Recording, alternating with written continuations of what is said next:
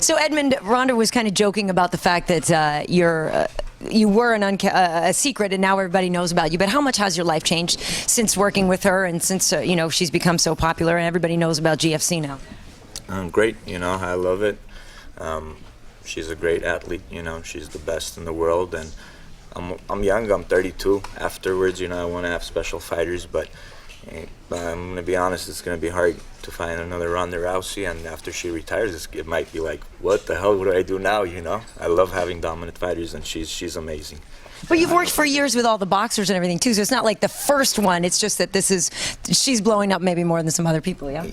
Yeah, I've worked with champions, 3-weight division world champion Victor Chin, special fighter for me also, but it's hard, to keep maintaining that, and she's something really special. So afterwards, we'll see where it goes to. So I'm happy. I'm really happy, but then I'm like, what do I do afterwards? That's it. She talked about the ups and downs of filming The Ultimate Fighter, and that it wasn't always fun. How was that experience for you?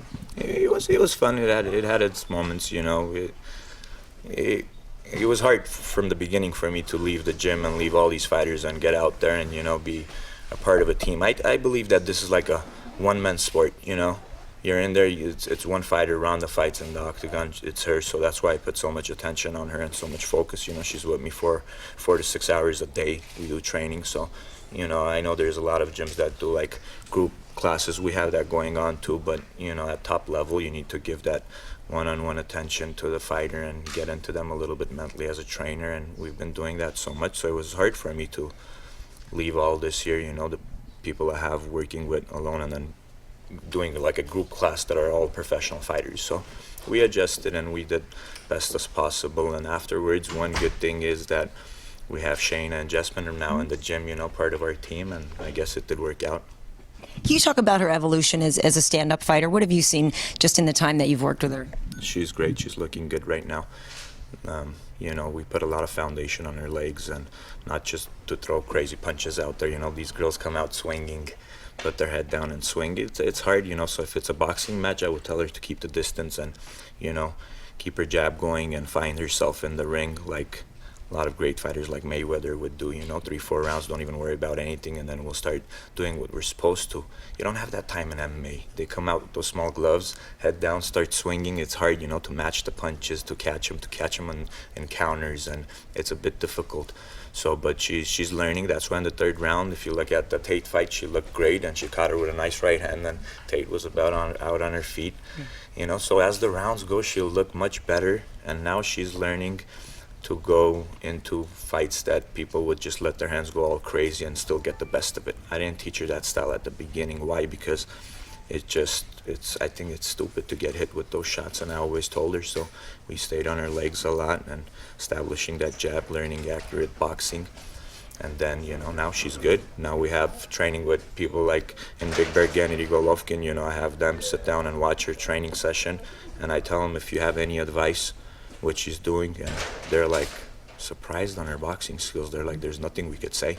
So if you have Olympic silver medalist, reigning world amateur champion, biggest knockout ratio in boxing history, somebody in the middleweight saying something like that about you, that means this girl can box. Now I noticed that too as well, and her working the body shots, her body shots have gotten a lot better. Is that something we're going to see maybe in this fight and future fights? I'm not going to give out what she's going to do, but I'll be honest, we get boxing world champions in here, girls.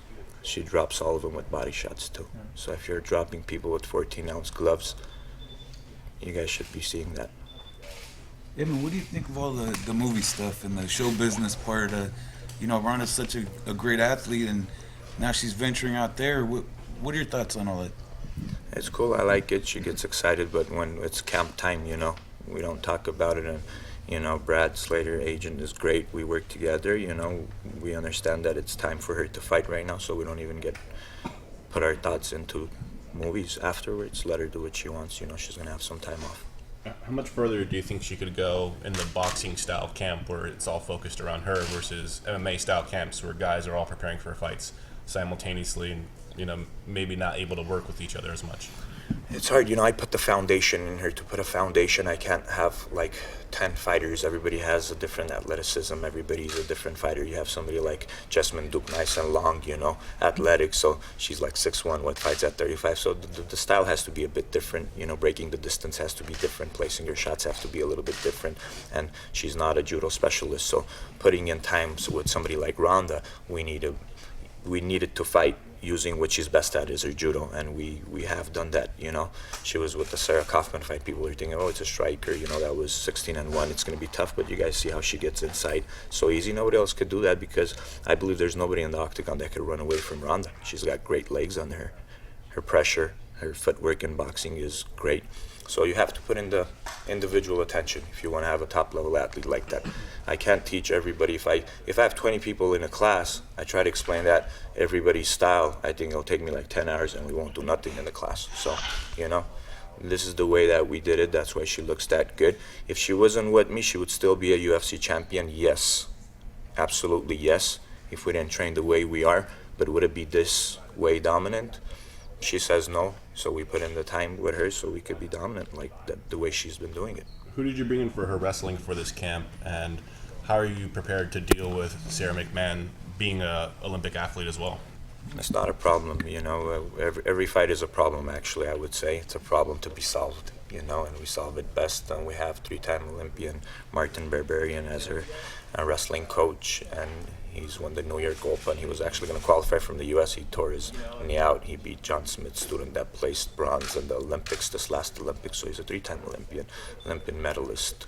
He's a bronze medalist, so he's awesome. We have him, and then we had the girl that's a Olympic silver medalist wrestler, a Russian girl, training with her. So we got everybody we need. Then we get the boxing world champion, so she does it with all the best in the world. We hire sparring partners. We spend money. We bring in sparring partners that are great amateurs in boxing, have over 150 amateur boxing fights, 11-0 pro, 20-0 pro, and she trains with people like that. That's why she gets better. Does judo nullify wrestling, or vice versa, and this fight ends up being just stand-up for the whole 25 minutes? A lot of people think that all wrestlers beat judo players, but Ronda is not. It's not like it's not judo. She's been wrestling, She hasn't worn a gi for like 3 years, and the way she's boxing, I told boxing, wrestling, she does great. She does everything is great, I told her, I said, if you don't have your judo, you don't have your wrestling, you have just your left hand. Ronda, do you beat everybody out there? She said yes, and I believe that. If Ronda puts her right hand behind her back, she will still beat everybody with the left hand. Nobody will take her down. So I could be the best wrestler. Ronda could wrestle. Gegard Mousasi is fighting this weekend. We know that he trains here often when he's in town. How do you think he'll do against somebody like Lyoto Machida? Gegard had a knee surgery, coming back from a knee surgery, 10 months layoff. I hate that fight. I'm going to be honest. I think that preparing the right way, having the right timing into a fight is very important, but it's, Dana's choice always. He put that fight, and, he's a fighter. He's not going to back down from any fights. Lyoto Machida has a little bit of an edge in that area because he just fought. He looked good against Mark Munoz, so I would like to see if, how Gegard performs, if his knee was good, and he just had a fight. Just, it could have been a bit equal. I'm going to be honest, as a trainer's point of view. But Gegard is always dangerous, and he's my boy, so I'm rooting for him. Do you like him at 185 pounds more than at 205? I do. Gegard, if Gegard trains hard and keeps the discipline, he's strong at 185, and he could do it. And also Manny Gamborian. We love Manny. He's gone through some injuries and stuff. What's he up to lately? How's he feeling? He's feeling good. He was in the gym last week training. He feels good.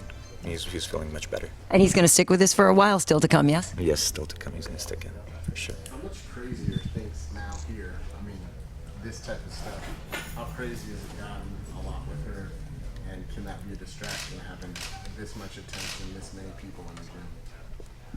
No, we try to keep away as much as we can the media, and we've been doing a good job, but, it is what it is. She's the main event. She needs to build this fight, and we do understand that, so we've been just working as we go, We're learning too.